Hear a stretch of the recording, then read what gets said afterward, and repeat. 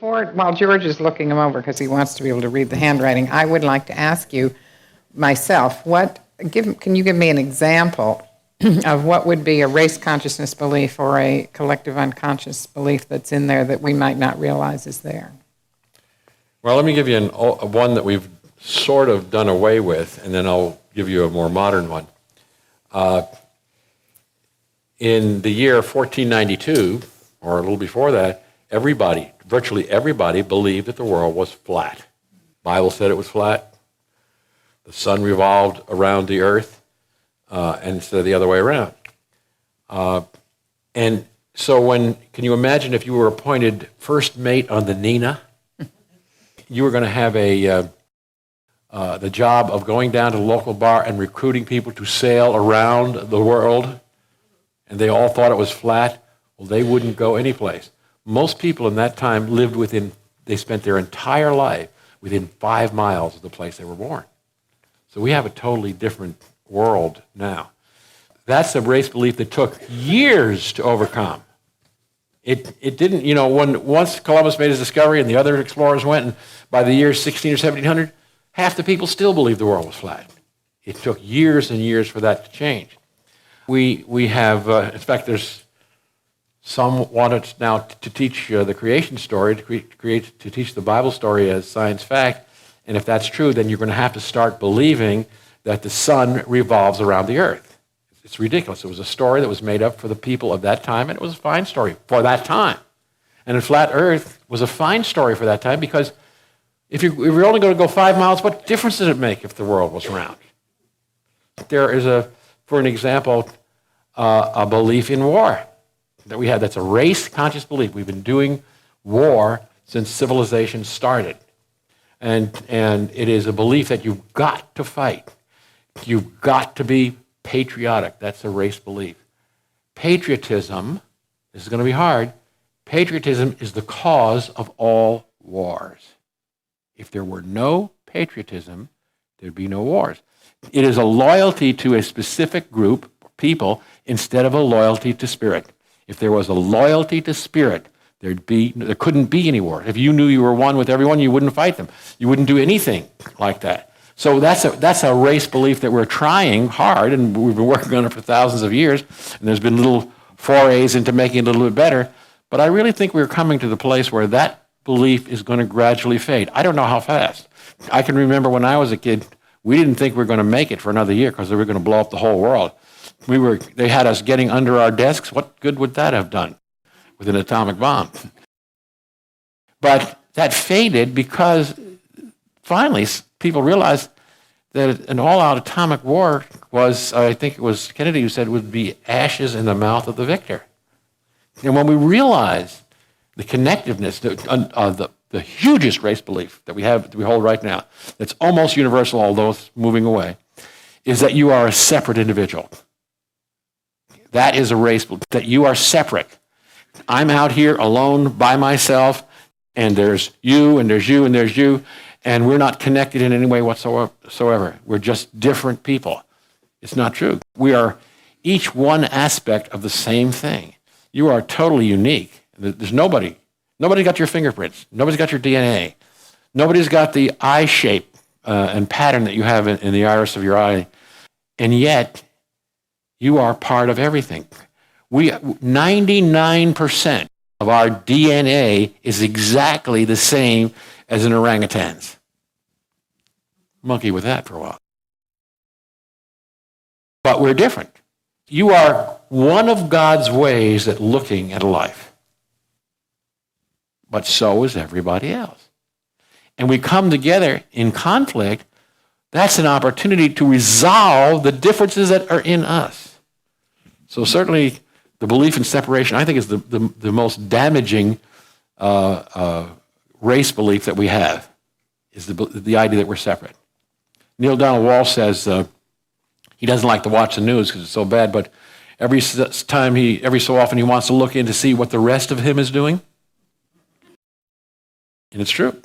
Like the war concept that if everyone functioned on the premise of an eye for an eye and a tooth for a tooth, it wouldn't be long before everyone was blind and toothless. That's correct. First question is, how do you decide if you should be responsible and do something or give up and let Spirit do it? Well, Spirit can only do to you what it can do through you. Spirit doesn't do things. You do, people do. But Spirit inspires things to be done. You are always, I would ask you to always be responsible. If it's a good thing, to be able to respond appropriate to a good thing, to cheer, to celebrate, to have fun. And if it's a negative thing, to respond in a way that makes it as good as you can at the time. People say, I'm responsible for my behavior. Yeah, sometimes. Are babies responsible for their behavior? No. Is the person who's insane, we call insane, responsible for behavior? Well, we don't say they are responsible. Is a guy who's under so much pressure in a war that he makes a mistake and shoots the wrong person responsible? We say no. So in other words, responsibility is something that the society, it's a race belief, says you are responsible for. And it means you're to blame for it. And you are never to blame. But yet, there's nothing that happened in your life that you don't have to respond to. There's nothing. And there's nothing that happened in your life that someone else created. This is not less responsibility. This is more, far more. You're taking responsibility for everything that happens to you by being responsible to it, by being able to respond to whatever it is in the best way you can at the time. And yes, 10 years from now when you've done a lot of practice, you do better. But so what? You don't ask a baby to run a marathon race. If he crawls across the floor, you give him a hand and say, that's great. And when he's 10 years old, if he runs a half a mile, you think it's wonderful. But eventually he can run marathons. And we're all that same way. So if you take this idea that I'm able to respond to whatever happens, I would say you're always responsible, and I just don't even like the idea of being responsible. I even call it that. I don't want you to miss the point that your ability to respond to your inspiration from Spirit is the most important responsible you can be. You came out here to do that. Spirit cannot touch, taste, feel, hear, or smell.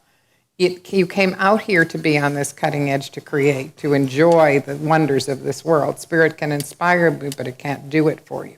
So you must relax into Spirit and let it inspire you and be responsible to that inspiration. If one has come from an abusive childhood, which still impacts their life today, how can one reprogram themselves to no longer let that past sabotage their present?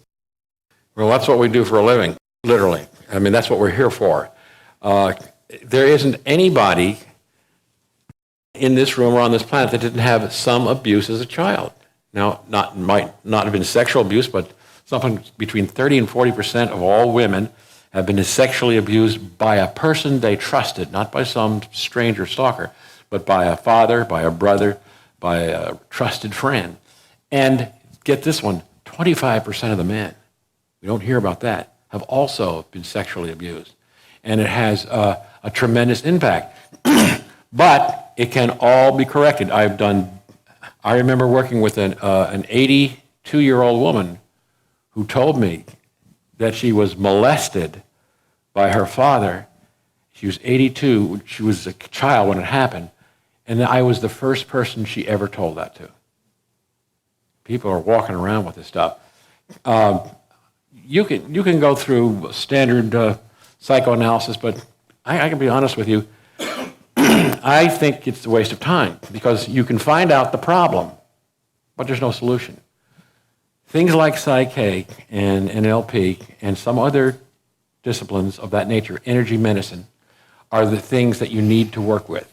And if some of you are having some very particular things, get with Lauren and I. We'll guide you in the right direction of where you can go. But I would those are the trauma-induced things. Remember the big fat arrow that came down and really, those types of traumas that happened in childhood can stay with you your whole life. And yet they can be knocked out in a relatively short period of time. And they're usually not one trauma. They're usually dozens of them. And you can knock them out one at a time or even in groups. But they can be erased, which allows you to go on with your work. Doesn't make the world fall in your lap. But what it does is it makes you stop blocking yourself. So if you've really been through some heavy trauma in your childhood, whether it was physical or emotional, and emotional can be just as bad. telling a child that he's stupid and screaming at him is the worst thing you can do. And I'm going to make a confession to you here. I did some NLP with my own son.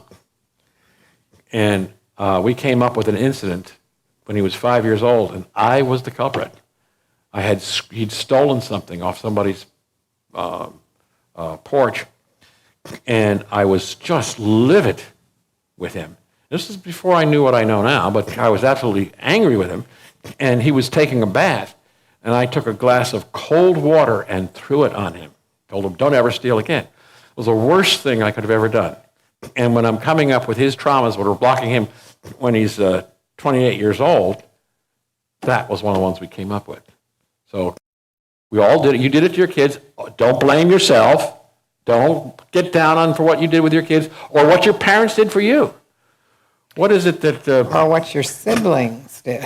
Or your My siblings. experience is half the abuse came from siblings, not from, or aunts and uncles and grandparents, not just from parents. What's the name of the minister that owns a flower shop? Tina. Tina Tina Bartlett. Reverend Tina Bartlett. Tina has this, Joyful Tina. yeah, she has this expression that she says to people when they come for counseling. Okay, your parents locked you in a glove compartment of your car when you were 2 months old.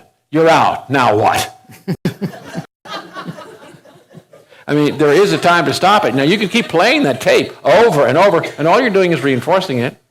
But if you can't get rid of it with the methods that we're giving you that you can do yourself, do get some capable, competent help, either NLP or if it's real heavy trauma, I use NLP, and if it's the kind of traumas that came in from the repeated things, I generally use Psych-K on those.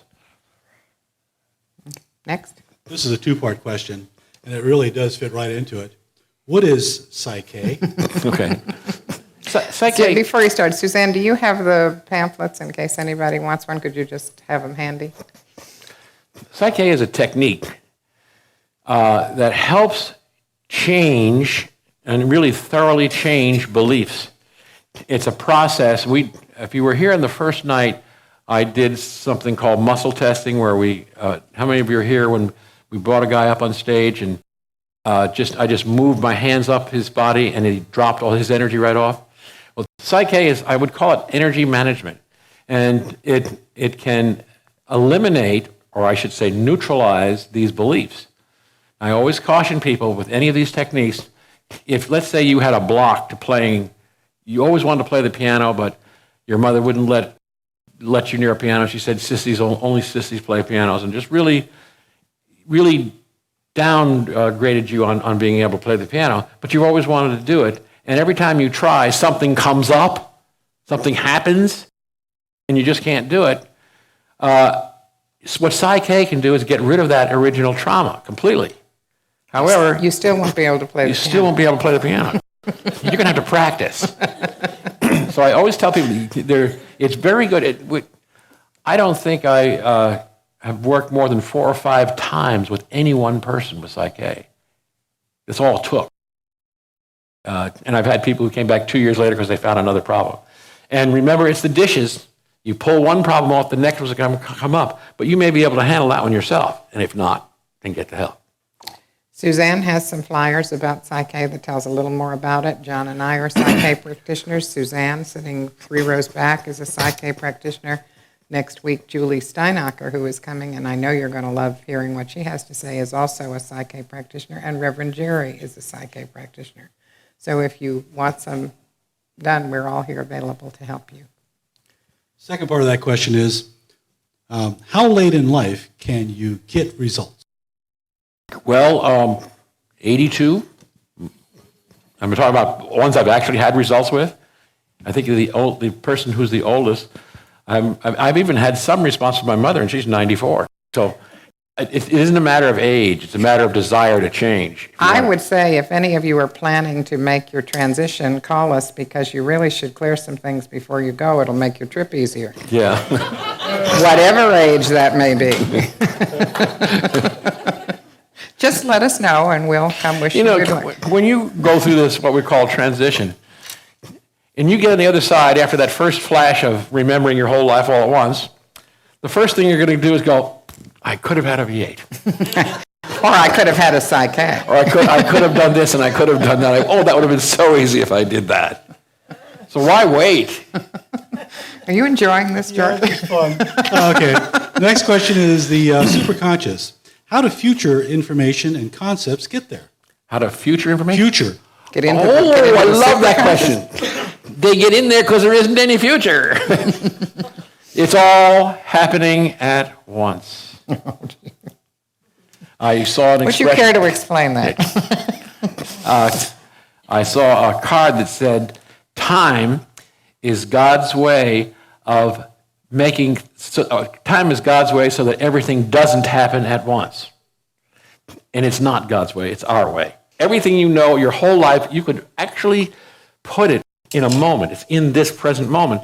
Yet you remember it in a string of events, a series. And the future is going to be another series which we haven't outpictured yet. But in eternity, most people think eternity is a long time. It's not. Eternity is in the present moment right now. There's no difference in the absolute point right now and eternity. If you want to get to eternity, you must focus on the now, on the present moment. The future is out there. It hasn't happened. The past has already happened, and it doesn't matter because it's gone. What is it that the past is history, the future is a mystery, and the present Is a present. The present is a present that you have right now. It's a gift from God. This is the only moment there is. And what you're going to experience and what you call the future depends on what you're thinking about now. You're creating whatever's going to happen next. You're creating an experience that if you were not in time-space, you'd experience instantly. But you experience it in a strung-out way.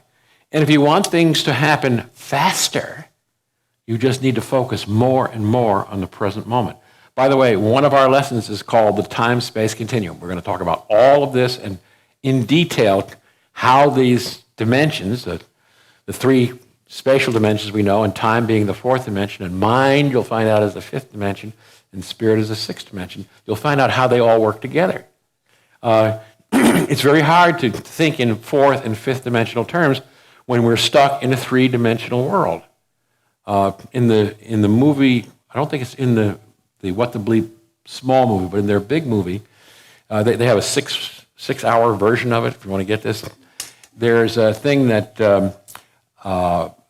Fred Allen Wolf did, a little cartoon he made about flatlanders, and it's people who live in a two-dimensional world and who are confronted by a three-dimensional person, and they just can't get it. He puts their little flat things that move all around. They don't know about up and down. They only know about right and left and forward and back because they're two-dimensional. And if you can imagine how hard it would be for a two-dimensional person to understand what three dimensions are like, then you know how hard it is for us to think about the fourth and fifth dimensions. But we will talk about that, and I hope I'll give you enough information that you'll have just enough understanding that you'll be able to work with it, because that's what counts. I dated a two-dimensional person. Some of you other ladies out there know that guy. Did Jesus have a core beliefs that served as filters to accessing his superconsciousness? I think probably what he had was less core beliefs than anybody else, so he could make direct access. In studying his actual teachings, and unfortunately, what the Bible has, most of what we know about what Jesus said is in Matthew, Mark, and Luke.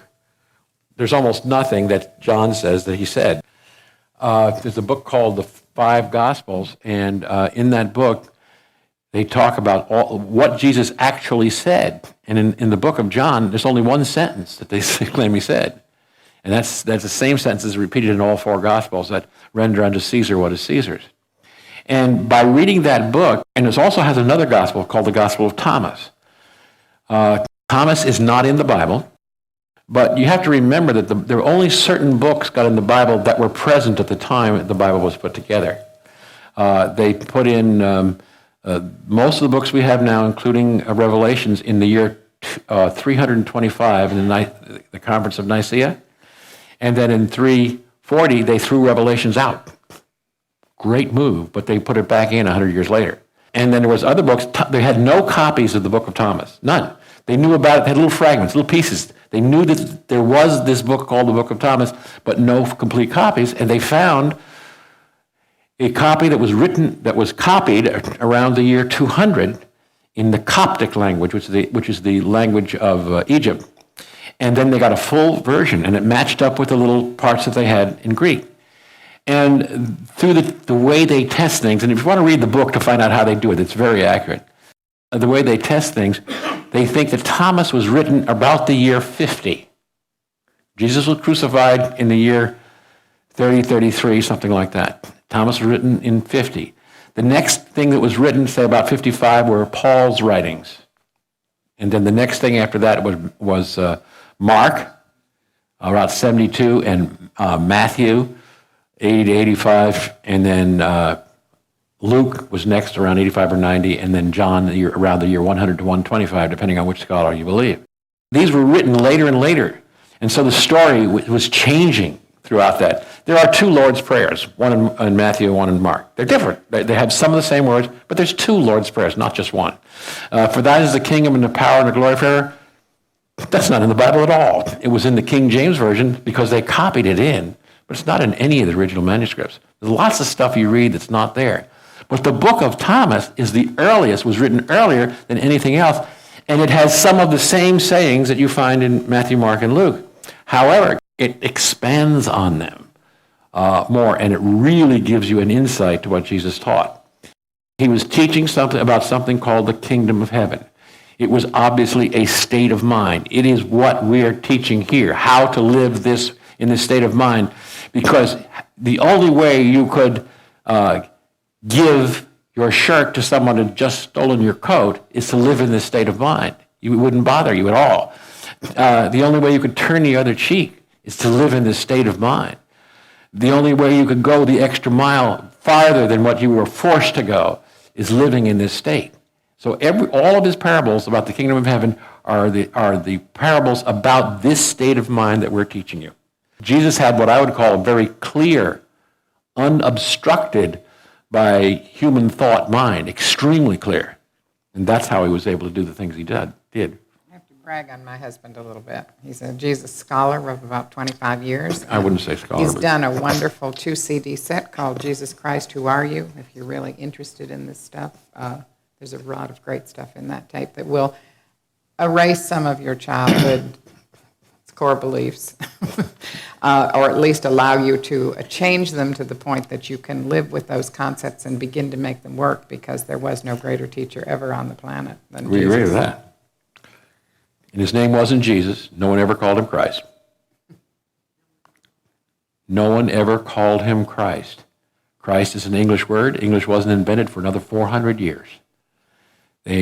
Someone might possibly have called him Christos, which is the Greek word translated as Christ, except his disciples were all Jews. They were not Greeks. They might have called him Meshwa, which is Messiah. Called him Rabbi. They did call him Rabbi, and because Rabbi was a teacher, and that's what he was, a teacher. The ideas that he was different from you are totally false. What he was more realized than most of us by far. But he had the same basic stuff you have. And no more realized than we can be. He said, you shall do the works that I do and greater works. Well, how could you do that if you weren't as good as he was? And you are. And believing you're less is one of the worst beliefs that have been foisted on us. He never said that. And interestingly enough, when he healed people, he never took credit, ever. You read this in the Bible. Every time he heals someone, he says, it is your faith or your belief that healed you. He gives them the credit for doing it. He always says that. And he does not say your faith in God, ever. He just says faith. Faith in itself, this trust, is the key. It isn't somebody out there doing it for you. That what's doing it is in you. And he did say the kingdom of heaven is within. Okay? I got a little carried away, but I think that was a good... What is a simple way to find out what those negative core beliefs are and then get rid of them? Okay, well, the best answer to that The question is the last part, getting rid of them. The ways to get rid of them are the ways we've been teaching you so far and the ways we will teach you. The pivoting which you will be taught, the affirmations that you're being taught, the meditations that we're asking you to do, those are all ways to mitigate and relieve those beliefs. For an example, if I'm using either Psych-K or NLP on someone, I don't need to know how you got them. I don't need to know. I just put you through a process and they're taken care of. I want to give you one example of a woman who I did an NLP session with, who was probably in her middle 50s at the time, and I was in a small group. I gave seminars with a dozen or so people. We worked all day in a building, and she said that I can't smell anything, and I haven't been able to smell anything for 50 years. But I can't taste anything, I can't smell anything. Would you do this on me? I said, sure. And we went through it, and during the break, she bought some peanut butter crackers. She tastes, I can taste these now. This is in 15 minutes. And she just couldn't believe it. And I had a little office that was down the hall from where we had the conferences. And she followed me down to the office, and she said, I just can't believe this is really something. I just can't tell you how good this is. And I said, look, lots of women have had that happen to them, because she didn't tell me what the story was. I was just working with it. And I thought it was a molestation, but I didn't know that. And then she realized that's what I was thinking. And she said, oh, no, it wasn't that. She said, I was born in Germany, and when I was 5 years old, I watched my parents being burned alive from a bomb, and I still smelled that smell. And what you did got it out 50 years later. Now, that lady knew what her trauma was, but the question here was, how do you know what your core belief is? And the only way you know something about what your hidden beliefs are is what's happening in your life. If you are having trouble generating enough money to live, or having to live on a fixed income that is not the way you expected to spend your later years, then somewhere in you there is a core belief that says that was supposed to happen. And as soon as it is gone and you're willing to take a few steps, your income will go up. If you're having a healing challenge, that is your clue that there's a belief in there that you either inherited a disease, or that people who are blonde get this disease, or people who are tall get this disease, or people who are Asian get this disease, or there's something in there. And that once it's gone, then you can take the steps to cure the disease. If you're having trouble in relationships, it is the same thing. The way you know what kind of belief to bring to us that needs to be changed is what is not working in your life is the clue. How come I keep getting fired over and over and over again? Well, I ask you. Marrying the same man over and over and over again. Who's the one person that's always there when you're getting fired? Different boss every time, but it's always you. The problem is in there. I say the best example in my life of that is one day I realized I was having a terrible confrontation with both my mother-in-law and my daughter-in-law. Now, those two people didn't even know each other. So what was the problem? The lady in the middle.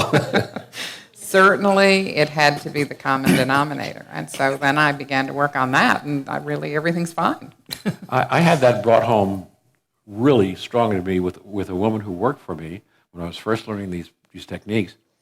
And she was complaining about her mother, how her mother always was down on her, and she had all these problems with her, but she was always complaining about it. And this was, she'd had some very strict raising and lots of verbal trauma. And we were working on that. And later she said to me, my daughter's got some problems. Could you talk with her? So I started to talk with the daughter, and the daughter started to tell me exactly the same thing about her mother that her mother was saying about her mother. I mean, word for word almost. I thought, wow. I thought, boy, I'd love to see the grandmother. Well, we had a party, and she came, and I started to ask her. And her complaints about her daughter were the same as the mother's complaints about her daughter. It was just like, it's just a wave going through. Somebody's got to stop it. And there's only one person in your life who can stop it. And you look at them in the mirror every morning.